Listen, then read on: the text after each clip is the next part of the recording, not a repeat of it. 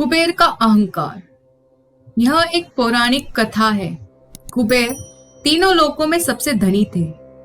एक दिन उन्होंने सोचा कि हमारे पास इतनी संपत्ति है, लेकिन कम ही लोगों को इसकी जानकारी है। इसीलिए उन्होंने अपनी संपत्ति का प्रदर्शन करने के लिए एक भव्य भोज का आयोजन करने की बात सोची। उसमें तीनों लोकों के सभी देवताओं को आमंत्रित किया गया। भगवान शिव उनके इष्ट देवता थे, इसीलिए उनका आशीर्वाद लेने वह कैलाश पहुंचे और कहा, प्रभु, आज मैं तीनों लोकों में सबसे धनवान हूँ। यह सब आपकी कृपा का फल है।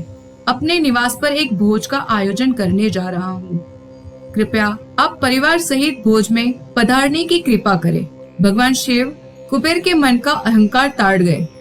बोले, वत्स, मैं कहीं बाहर नहीं जाता। कुबेर गिड़गिड़ाने लगे, भगवान, आपके बगैर तो मेरा सारा आयोजन बेकार चला जाएगा। तब शिवजी ने कहा, एक उपाय है। मैं अपने छोटे बेटे गणपति को तुम्हारे भोज में जाने को कहूंगा। कुबेर संतुष्ट होकर लौट आए। नियत समय पर कुबेर ने भव्य भोजन का आयोजन किया। तीनों लोकों के देवता पहुंच चुके थे।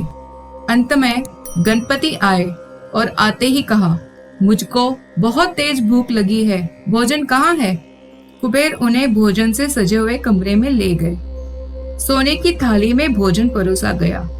क्षण भर में ही परोसा गया सारा भोजन खत्म हो गया।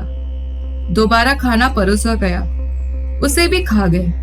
बार बार खाना परोसा जाता और क्षण भर में ही गणेश जी उसे चट कर जाते।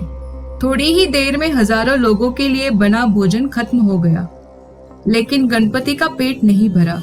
वे रसोई घर में पहुंचे और वहां रखा सारा कच्चा सामान भी खा गए। तब भी भूख नहीं मिटी। जब सब कुछ खत्म हो गया तो गणपति ने कुबेर से कहा, जब तुम्हारे पास मुझे खिलाने के लिए कुछ था ही नहीं तो तुमने मुझे न्योता क्यों दिया था?